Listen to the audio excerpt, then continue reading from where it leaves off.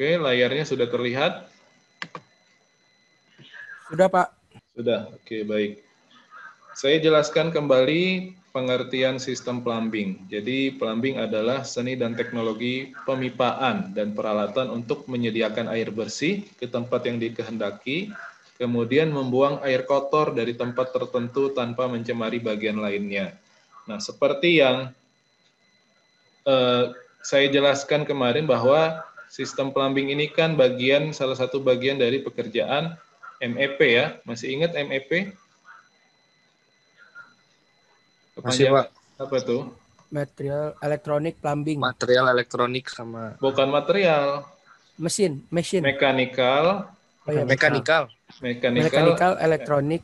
Bukan elektronik, Electrical. Elektrikal plumbing. Plumbing gitu ya.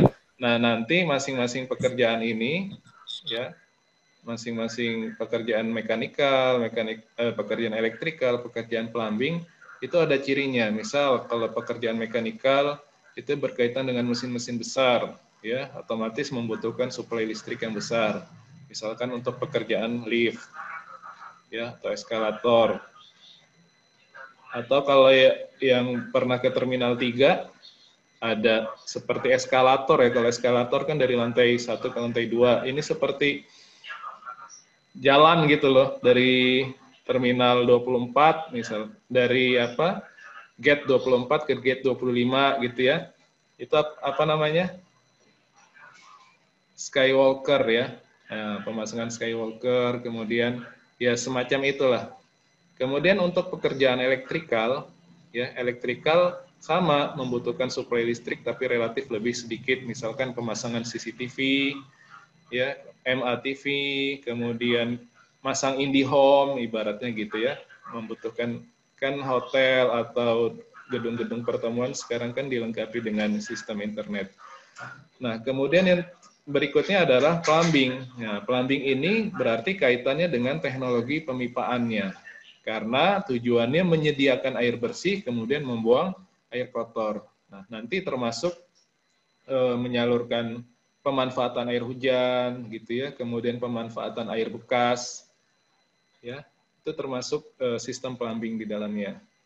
Nah, kemudian kemarin kalau nggak salah sampai sini ya, berkaitan dengan peralatan plumbing, nanti dibagi berdasarkan tujuannya, apakah dia untuk air bersih juga ada air bersih dingin dan air bersih panas ya. Kemudian nanti bisa untuk pemadam kebakaran, contohnya nanti ada sprinkler system, penyaluran air hujan, ya, kemudian pengolahan air kotor, kemudian termasuk pembuangan dan fan, ya ini satu paket peralatan saniter yang sudah lumrah kita temui di rumah kita masing-masing, ya, kemudian instalasi lainnya.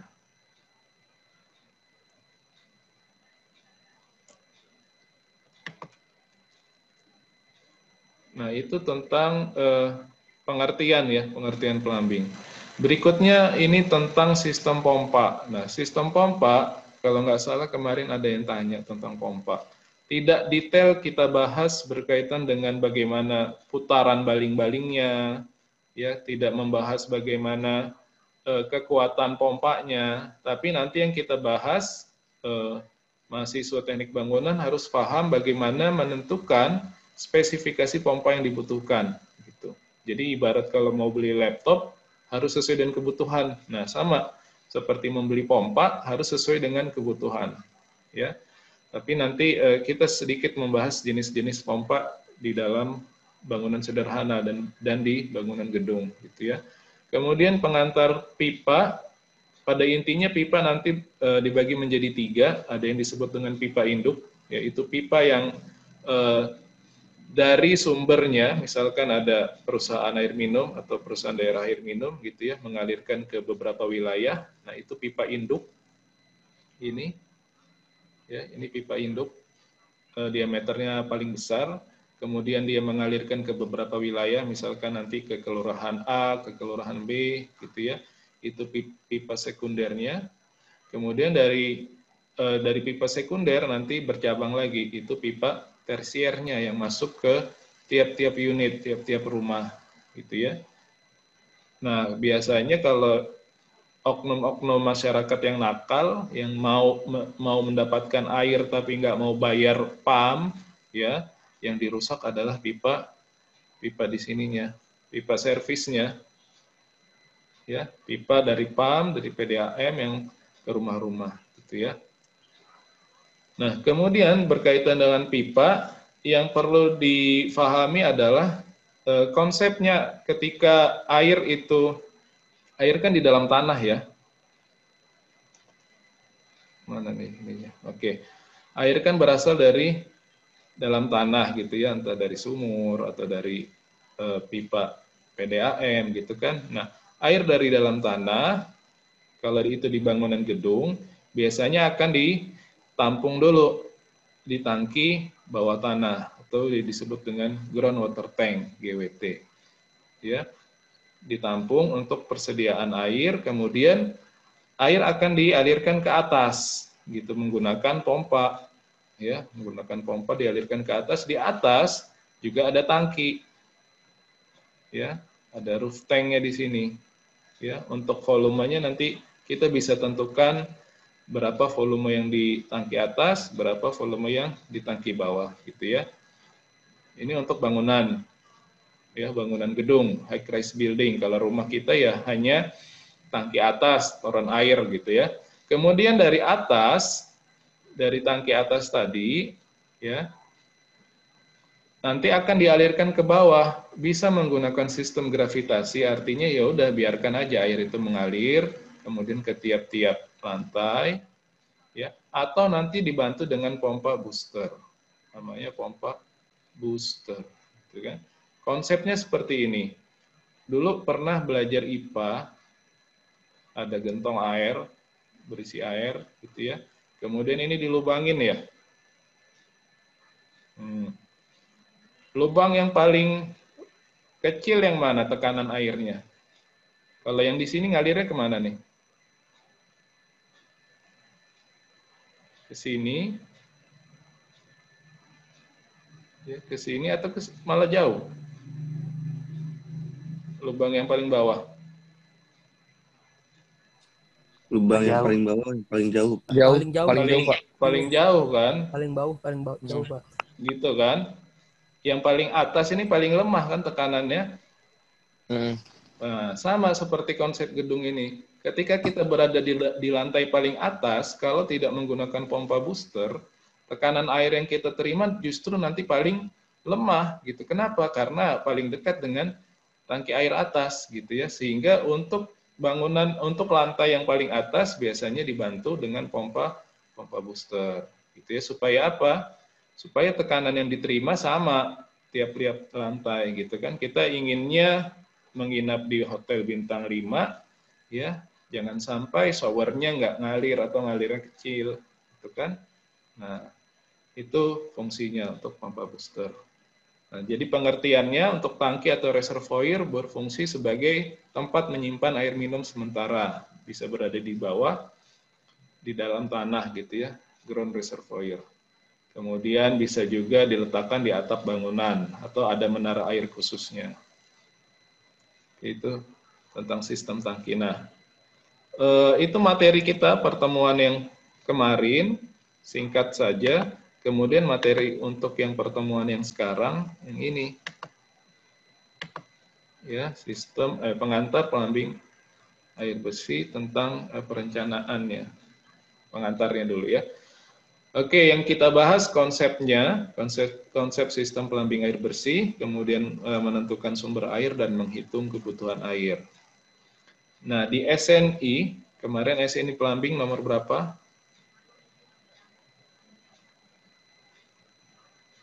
Dilihat filenya. Ini habis ini kuis nih. SNI nomor kode SNI 4153. Berapa? 153, Pak. 8153 ya. Tahun 2015. Nah, di dalam SNI plumbing kode 8153 tahun 2015 ya, disyaratkan untuk sistem plumbing air bersih Ya, ketentuannya sebagai berikut. Ya, yang A, bangunan yang dilengkapi dengan sistem plumbing harus mendapat air minum yang cukup dari saluran air minum kota. Jadi, maksudnya adalah ketika owner ya ingin membuat suatu bangunan, ya maka kontraktor harus memikirkan bagaimana dia mendapatkan sumber airnya. Karena ketika proses pembangunan juga pasti dibutuhkan air, gitu kan? Maka pastikan bahwa dia harus mendapatkan fasilitas tersebut, baik bisa berasal dari saluran air minum kota, misalkan PAM atau PDAM, ya atau dia membuat sumber air tersendiri, gitu ya. Tapi itu lebih mahal lagi, biasanya dari PAM. Kemudian bila penyambungan tersebut tidak dapat dilakukan, yang poin B, ya, karena tidak tersedianya saluran air minum kota atau karena sebab lain, maka harus disediakan sumber air lain yang memenuhi persyaratan air minum. Ya, artinya ketika ada satu proses konstruksi pembangunan di satu wilayah yang tidak dapat dilakukan pemasangan PAM atau PDAM, maka ya harus disediakan sumber air lain. Ya, entah itu lewat swasta atau memang tadi ya membuat sumber air sendiri dengan membuat sumur gitu ya. Intinya harus ada air. Kemudian tiap persil atau tiap wilayah, tiap unit bangunan berhak mendapat saluran dari saluran air minum gitu ya. Nah, di SNI ketentuannya sebagai berikut tadi. Kemudian berkaitan dengan kualitas. Nah, ini masih ada kaitannya dengan nanti mata kuliah teknik penyihatan. Ya. Terkait kualitas air, hanya air yang memenuhi persyaratan air minum. Nah, kemarin atau mungkin nanti semester depan kalian ambil teknik penyihatan, kan dibahas ya syarat-syarat air minum, tidak berbau, tidak berasa, ya meskipun ada juga air mineral yang ada rasa manis-manisnya gitu kan. Iklannya kan begitu ya. Tapi untuk syarat air minum kan harusnya tidak berasa. Sesuai peraturan. Kemudian air bersih tadi ya di SNI disebutnya air minum ya. Atau air bersih sebenarnya. Hanya air minum sesuai peraturan yang berlaku yang boleh dialirkan ke alat plumbing dan perlengkapan plumbing. Jadi jangan sampai sumber air yang kita terima kemudian dialirkan ke peralatan saniter ya, misalkan masuk ke keran air ya, padahal itu bukan air bersih ya. Itu kejadian ya. Kejadian. Contohnya gini,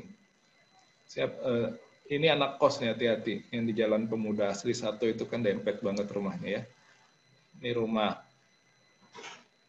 ini juga tetangganya. Si A punya sumur di depan, gitu kan? Nah, dia nggak koordinasi sama tetangganya si B. Si B yang bagian depan itu bukan sumur, tapi septic tank. Ya, ini kan harus ada peraturan nih jarak antara septic tank dengan sumur.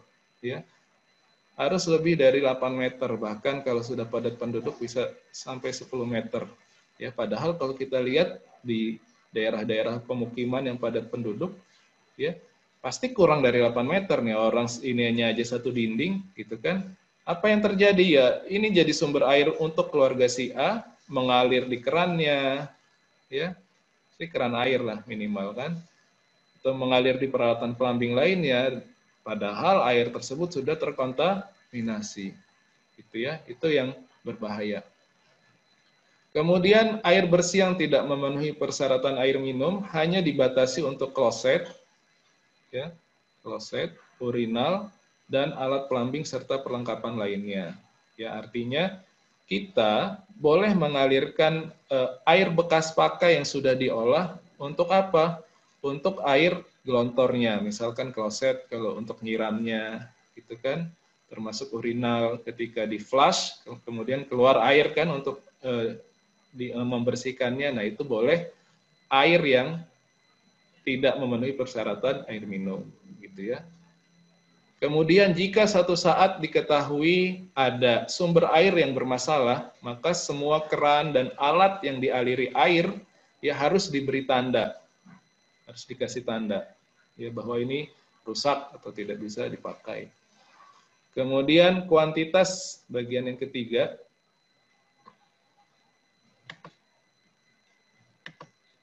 Ya, kuantitas yang harus disediakan untuk kebutuhan air minum sesuai dengan standar pelayanan minimal. Nah, inilah yang akan kita pelajari nanti bagaimana menentukan kuantitas kebutuhan air minum pada setiap bangunan. Nah, ini ada contoh sedikit beberapa peralatan saniter. Kalau ini udah tahu ya, ini apa nih?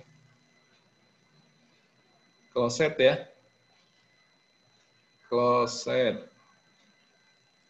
dengan tangki ya, karena ada tangkinya di belakang. Tapi kalau kita pergi ke hotel atau pergi ke bandara, ada tipe kloset yang nggak ada tangkinya ya, nggak kelihatan tangkinya. Ya, dinding tiba-tiba langsung kloset.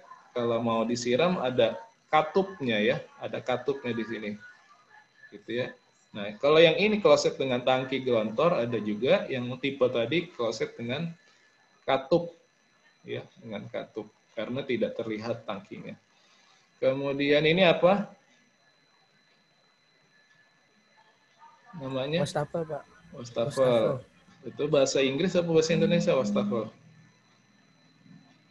Bahasa Inggris kan? Inggris, Pak. Nah, bahasa Bahasa Indonesia. Inggris. Bahasa Indonesianya apa? Wastafel. Wash saja cuci gitu kan? Apa bahasa Indonesianya? Tempat cuci tangan. Ya, bak cuci tangan. Bahasa Indonesianya bak cuci tangan. Gitu kan? Kemudian sebelahnya apa nih?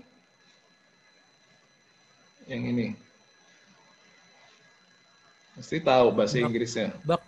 Bak cuci piring, Pak. Bak cuci piring ya. Kitchen sink. Kalau ini? Keran. Tapi kerannya beda nih. Ya ada dratnya di mulut kerannya. Ya. Nah, terakhir yang ini. Ini kartun sih ya, tapi nanti bisa dicari di internet. Ini apa nih? Ini kan kloset. Ini kayak wastafel bukan, tapi posisinya di sini. Apa namanya? Belum pernah ya? Belum pernah lihat, Pak. Belum pernah. Namanya nanti searching di internet, bidet ya. Fungsinya apa nih? Untuk buang air kecil. Ya, jadi duduk di sini gitu.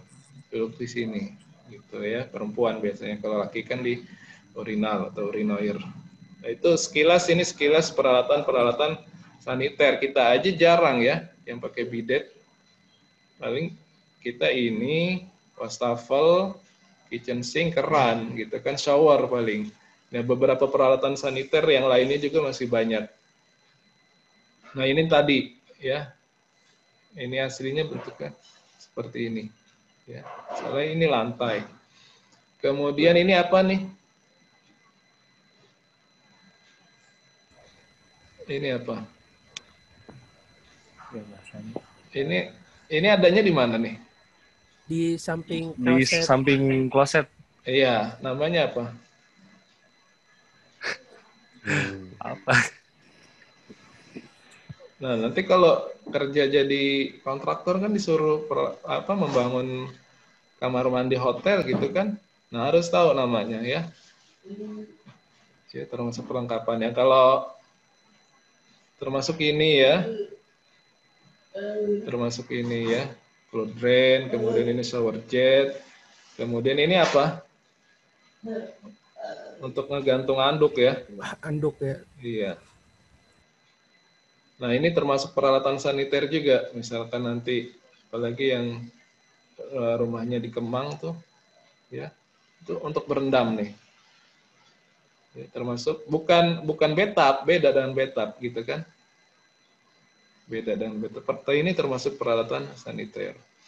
Nah, secara kesimpulan, peralatan dan perlengkapan plumbing itu nanti dibagi berdasarkan jenisnya. Misalkan nanti ada yang kita sebut coordination with exterior site utilities, artinya dia penghubung ya antara bagian luar ya antara bagian luar dan bagian dalam nanti ya. Exterior side-nya, misalkan septic tank, meteran air gitu kan, pompa sampit. Nah, kemudian ada yang disebut dengan perlengkapan plumbing. Perlengkapan plumbing atau plumbing fixtures. Ya, ini termasuk semua peralatan saniter. Kemudian ada peralatan plumbing atau plumbing equipment, ya. Ini mesin-mesinnya lah, pemanas air, tangki, grass trap, ya. Kemudian ada interior plumbing piping. Ini jenis-jenis pipanya, pipa-pipa umumnya. Misalkan pipa untuk air biasa atau air dingin, kita menyebutnya pipa untuk air panas, ada juga pipa untuk pipa fan gitu ya.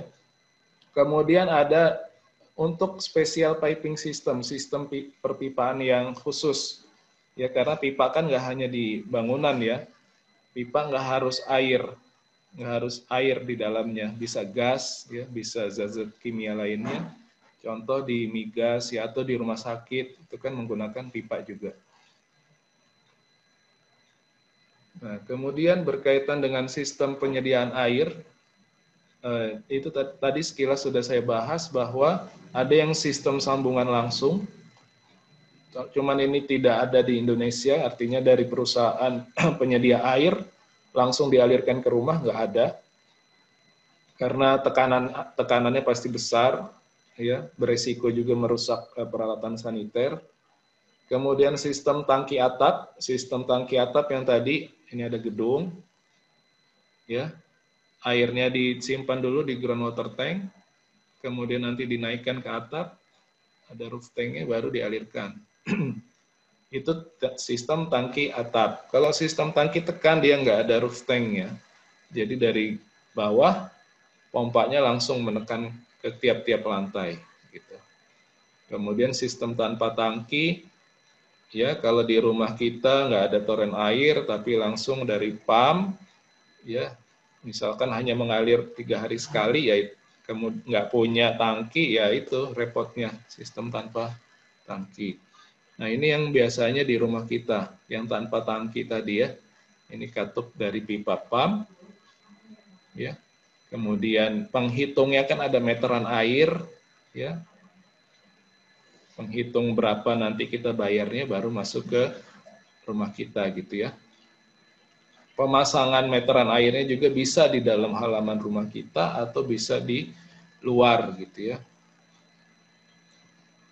Nah, ini yang tadi sama, artinya ini yang sistem tangki atap, ya, tangki air bawah disimpan di sini, kemudian ini ada pompa, naik dia ke atas, ya, disimpan di tangki atas, kemudian baru dengan sistem gravitasi atau dibantu dengan pompa booster ya mengalir ke bawah.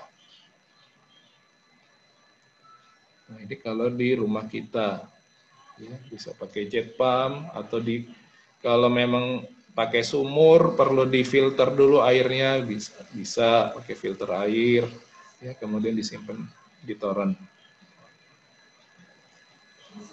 Nah ini yang tanpa sistem tangki tekan, nggak ada roof tank ya gitu, ya, nggak ada roof tanknya di sini. Jadi langsung langsung dari bawah, kemudian ya dari tangki ini, kemudian langsung ke tiap-tiap lantai. Nah berikutnya tentang sumber air. Sumber air pada umumnya yang kita pakai adalah air tanah. Ya, air tanah zaman sekarang gitu kan. Beda dengan saudara-saudara kita di kampung mungkin ya masih memanfaatkan air hujannya ditampung ya. Kalau air permukaan kayaknya udah nggak ada deh. Kalau di kota ya, misalkan ada sungai yang memang kalau di daerah puncak saya lihat masih ada yang pakai air permukaan ya dari sungai, kemudian dipakai untuk mandi, untuk cuci gitu ya. Berkaitan dengan pengembangan sistem penyediaan air minum, ini ada peraturan pemerintah tersendiri nomor 16 tahun 2005. Di sana dibahas tentang bagaimana memproduksinya, kemudian dan bagaimana sistem distribusinya. Ya, karena sistem produksi itu kan sebenarnya tidak mendatangkan air yang baru, bersih gitu, enggak. Cuma nanti dia air yang bekas dipakai, ya diolah kembali sampai betul-betul bersih. Ya biasanya nanti mata kuliah TP, ya mata kuliah TP nanti kalian observasi ke pengolahan air minum. Tapi dulu pada saat keadaan normal. Nah ini yang tadi.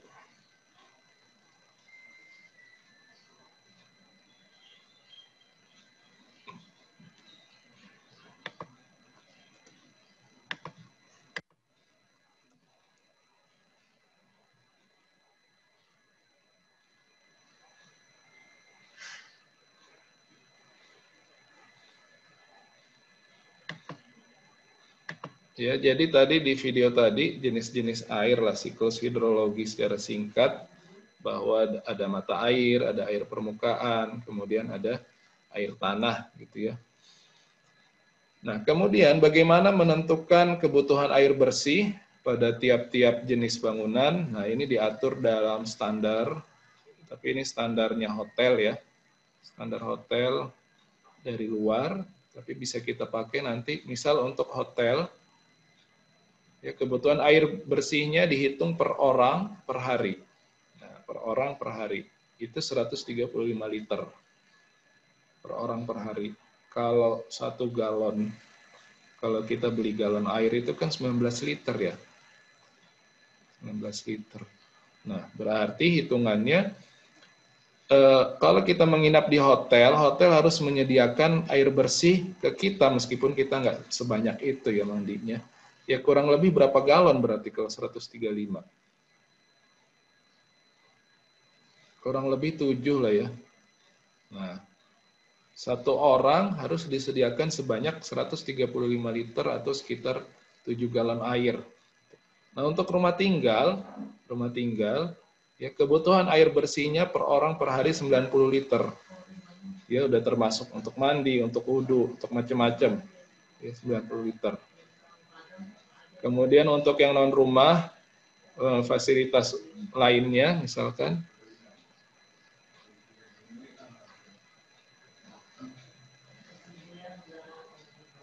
fasilitas stasiun misalkan atau fasilitas umum itu 45 liter. Ya, karena jarang sih yang mandi di fasilitas umum kecuali kalau memang lagi mendesak gitu ya. Apartemen dan villa 90 liter sama seperti hotel, restoran dia hitungannya per set alat, bukan per orang dia. Nah, contoh misalkan, hitunglah kebutuhan air bersih untuk 200 orang per hari dalam sebuah apartemen. Nah, apartemen tadi 90 liter gitu kan. Ya. Apartemen tadi 90 liter per orang per hari. Maka kalau ada 200 orang ya tinggal dikali 200 orang. Gitu ya. Mudahlah. Berapa nih 90 liter kali 200? 18.000. 18.000 liter. Nah, tugas kita adalah ini kan belum ada apartemennya. Apartemennya baru mau dibangun, gitu kan? Kan nggak mungkin apartemennya udah jadi dulu, terus baru kita hitung kebutuhan air, baru dibuat tangki, kan nggak gitu kan? Proyek mau dibangun, kemudian dirancang, volume tangkinya berapa. Tentu dalam menentukan volume tangki, kita kan menghitung estimasi kebutuhan airnya.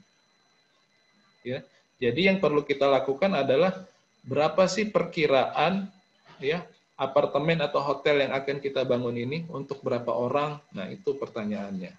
Ya, kalau ini kan cuma contoh soal. Oke, itu pertanyaan tadi disimpan dulu karena memang ada waktunya, ada caranya. Contoh, kita menghitung kebutuhan air rata-rata. Ya, pemakaian air rata-rata. Kalau tadi satuannya liter, liter itu sama dengan berapa kubik sih? Kalau liter. Liter itu setahu saya desimeter kubik ya, Pak? Iya, jadi liter itu kan sama dengan desimeter kubik ya. Nanti kalau dikonversi ke meter kubik bisa ya? Iya. Bisa. Oke, contoh. Ini mudah kok. Tadi kan dapat 18.000 liter.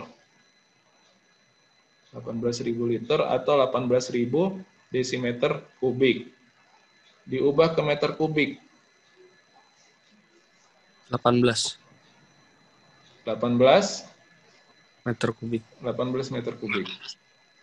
18 meter kubik. Nah, kemudian ada jangka waktu pemakaian. Nah, orang di apartemen, misalkan memang tinggalnya di apartemen, itu kurang lebih berapa jam sih?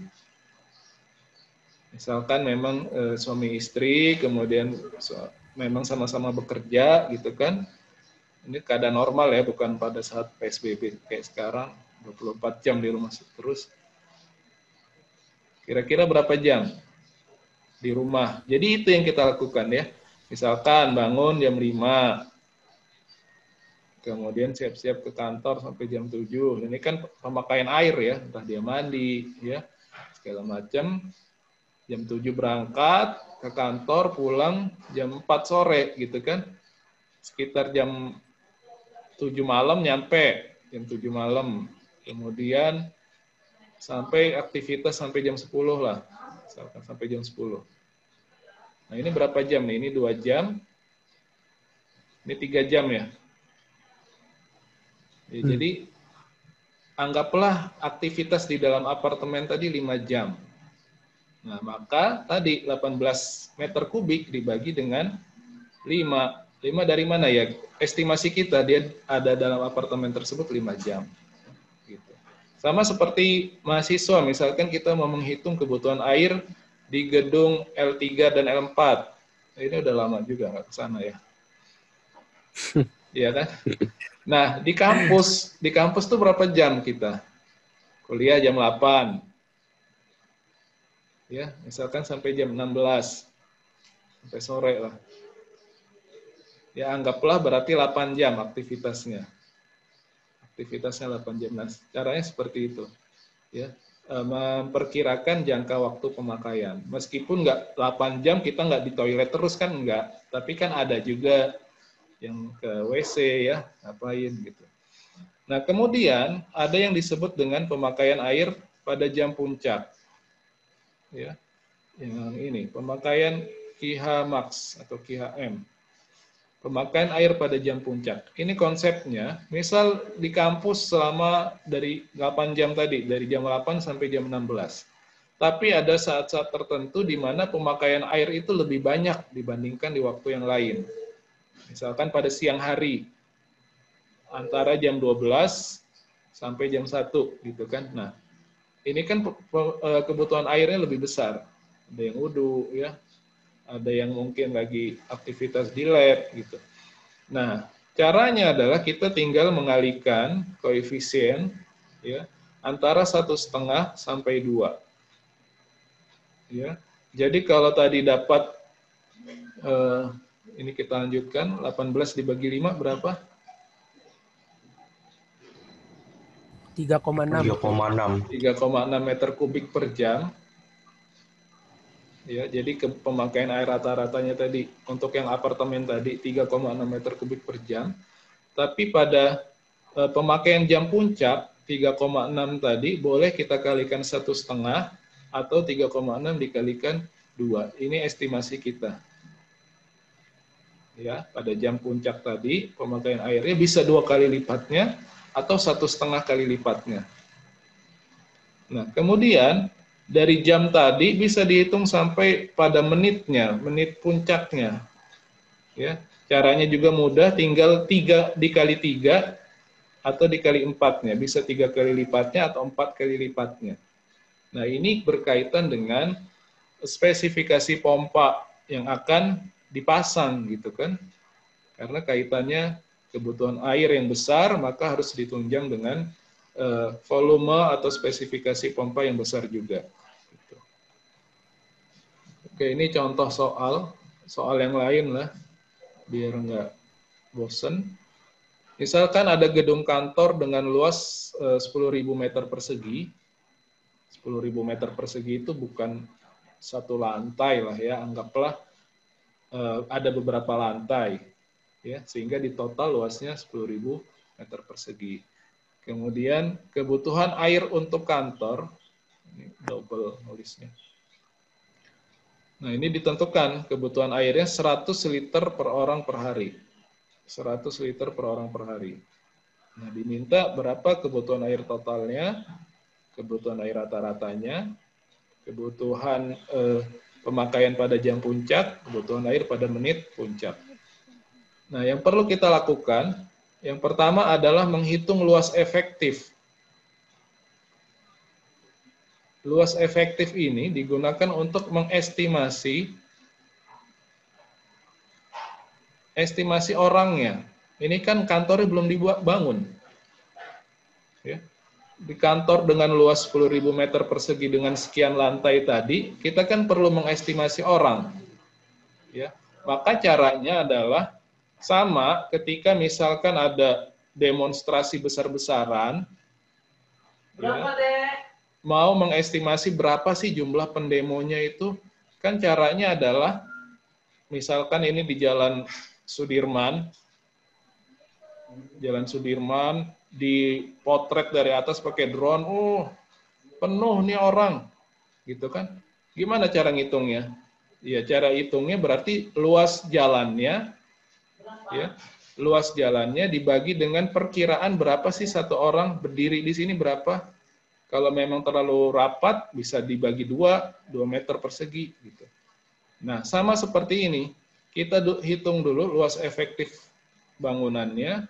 Kemudian nanti baru kita bagi dengan nilai pembagi kira-kira satu orang itu menempati berapa meter persegi. Gitu ya. Oke, kita lihat dulu caranya. Pertama, dalam satu lantai, ya, ini kan nggak 100% luasnya efektif. Ya kan? Pasti di sini ada meja, ada kursi, gitu kan? Nah, yang dimaksud dengan luas efektif adalah luas, ya, yang tidak dihalangi oleh benda-benda ini. Gitu. Kalau di ruang kelas kita, di kelas L421 misalkan ya, L421, luasnya misalkan, ukurannya misalkan di sini 9 kali 8, 72 meter persegi, ini bukan luas efektif, karena di sini ada meja, di sini ada kursi.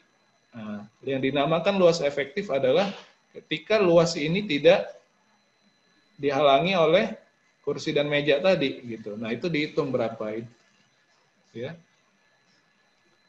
Ya, jadi itu yang dinamakan luas efektif. Nah, untuk menghitung luas efektifnya, karena ini gedungnya belum dibangun, ya, maka diasumsikan keperluan utilitas atau peralatan-peralatan yang memenuhi ruangan tadi besarnya 40% dari luas lantai.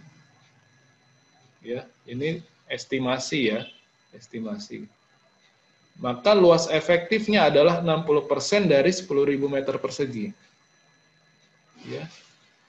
Kita bisa tentukan bahwa luas efektifnya sama dengan 6.000 meter persegi. Dari mana ya tadi? Kita asumsikan 40%-nya tadi bisa ada lift, ya, atau void memang di situ, ada perlengkapan lain, ya.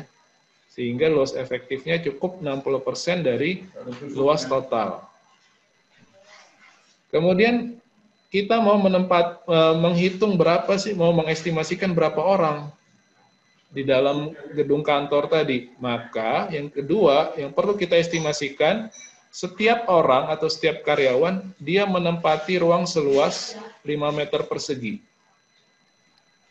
Ya, diestimasikan satu orang menempati 5 meter persegi. Ya, sehingga kita bisa hitung 6.000 meter persegi dibagi 5 meter persegi. Ketemu nih, kira-kira orangnya ada berapa nih? 60 bagi 5, 12 ya. Ya, 1.200 orang. Ya, 1.200 orang. Itu kalau kita anggap satu orang menempati 5 meter persegi. Ya, sampai sini paham? Ini 6.000 bagi 5. Ya, berarti memang aktivitas di dalam kantor ini cukup padat ya, sampai ada 1.000 orang gitu. Dan itu bukan mustahil lah, banyak di gedung-gedung kementerian di Jakarta itu sampai ribuan orang di dalamnya. Ya, cara ini untuk mengestimasikan jumlah orang, karena kan ini gedungnya belum dibangun. Ya, kalau yang cerita saya tadi, misalkan ada yang demo di Jalan Sudirman, ya nggak 5 meter karena padat misalkan. Ya, berarti satu orang bisa kita anggap 1 meter persegi. Hitung aja luas jalannya berapa. Misalkan luas jalannya memang ada 10 meter, di sininya 4 meter, jadi 40 meter persegi misalkan dalam satu area yang difoto gitu ya. Padahal kan Jalan Sudirman bisa lebih banyak lagi. Nah, berarti per 10 meter, per panjang 10 meter ada sekitar 40 orang. Nah, dikalikan ada berapa ratus meter tuh. Nah, itu untuk mengestimasikan jumlah orang gitu ya. Nah, kemudian tinggal dikali kebutuhan airnya tadi. Kebutuhan airnya 100 liter, berarti 120.000 liter gitu ya. Dijadikan meter kubik ya tinggal dibagi 1.000, 120 meter kubik. Itu kebutuhan air totalnya. Ya.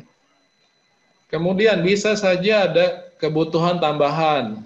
Kebutuhan tambahan ini bisa dari tamu yang datang, office boy yang mau ngepel, ya enggak?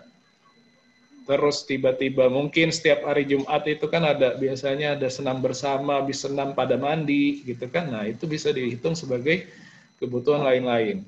Yang besarnya diperkirakan 20%. Ya. 20% dari kebutuhan total tadi.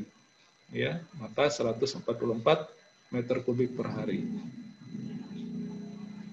Ya, ini juga sama estimasi 20%. Kemudian bila jam kantor ditetapkan selama 10 jam per hari. Ya, ini ambil simpelnya aja ya. Tapi bisa kita hitung sebenarnya. Seperti tadi aktivitasnya dia berapa jam dalam satu hari. Maka tinggal dibagi 10. Udah mute. Ya, tinggal dibagi 10. 14,4 meter kubik per jam. Kemudian untuk menetapkan kebutuhan air pada jam puncak, misalkan kita ambil 2 kali lipatnya, maka tinggal dikali 2. Kemudian untuk menentukan kebutuhan air pada menit puncak, tinggal dikali 3. Ya, tapi nanti dibagi 60 ya. Karena kan 1 jam 60 menit gitu. Oke, sampai sini ada yang mau tanya? Ini kan pembagian sebenarnya, hanya pembagian, kemudian menghitung rata-rata.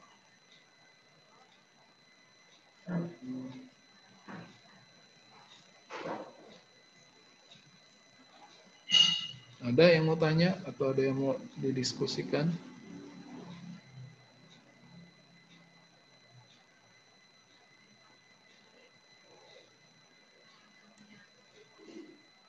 Nah, ini untuk latihan nih habis ini. Di luar yang tambahan 20% tadi. Ya. Jadi ini ada tambahan lagi kebutuhan airnya. Ternyata ya, ada tamu yang datang dalam satu hari. Ya. Tamu ini yang datang jumlahnya 25% dari jumlah karyawan. Tadi kan kita mengestimasikan jumlah karyawannya berapa? 1.200 orang. Nah, tamunya 25% dari 1.200 orang. Nah, itu jumlah tamu. Dan masing-masing tamu ini juga ngabisin air juga nih. Ya enggak? Ya, entah tamu dari daerah, ya baru nyampe Jakarta dia numpang mandi di kantor kementerian gitu kan, bisa jadi kan. Atau dia numpang ke WC ya. Maka tetap harus dilayani untuk kebutuhan airnya. Yang jumlahnya masing-masing orang 25 liter per orang per hari. Ya. Selain itu, untuk ngepel atau cuci lantai, ya. Untuk ngepel butuh air juga. Meskipun kalau kita ngelihat office boy ngepel kayaknya airnya nggak banyak-banyak amat. Tapi tetap dihitung lah, ini namanya juga soal gitu ya.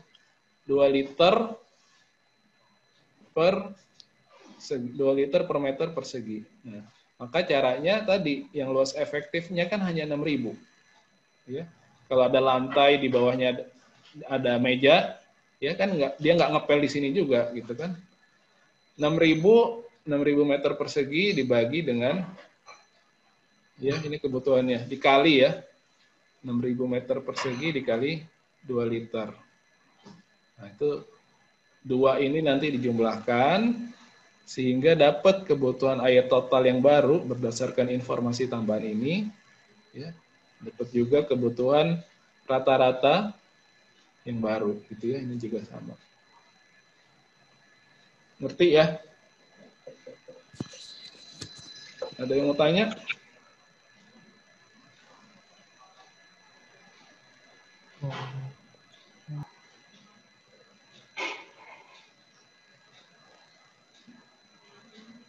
Saya persilakan yang mau tanya.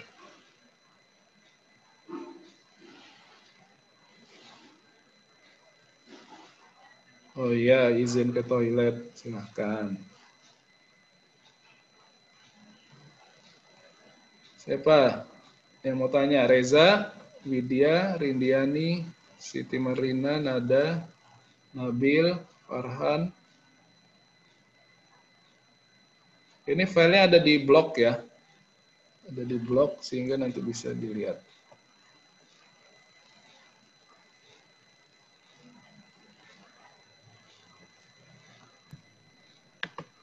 Ada, mumpung ini lebih dari 40 menit nih. Belum ya? Pak, izin bertanya.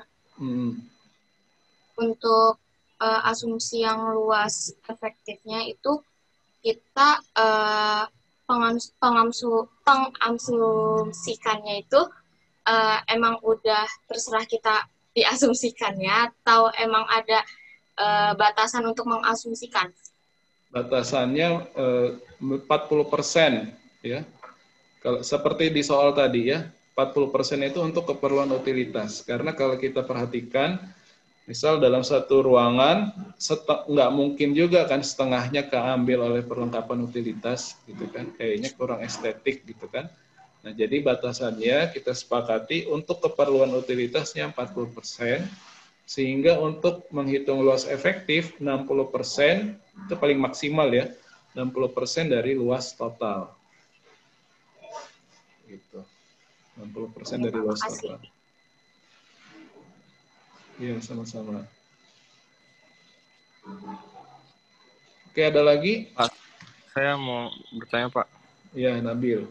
Yang tadi yang di jam air apa?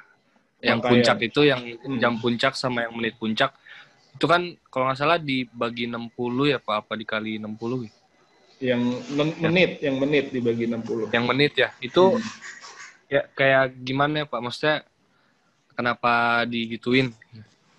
Oke, karena kalau hanya dikali 3 tadi, itu sama seperti pada jam puncak. Ya, saya share lagi.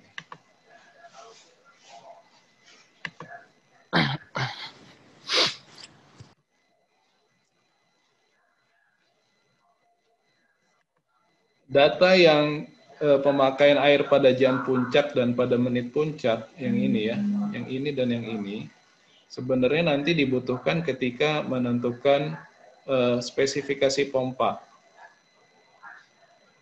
Ya, pompa. Karena kan kita inginnya pompanya yang berkualitas lah ya, punya kekuatan yang kita inginkan, sehingga kecepatan air yang didapat nanti sesuai dengan yang diharapkan.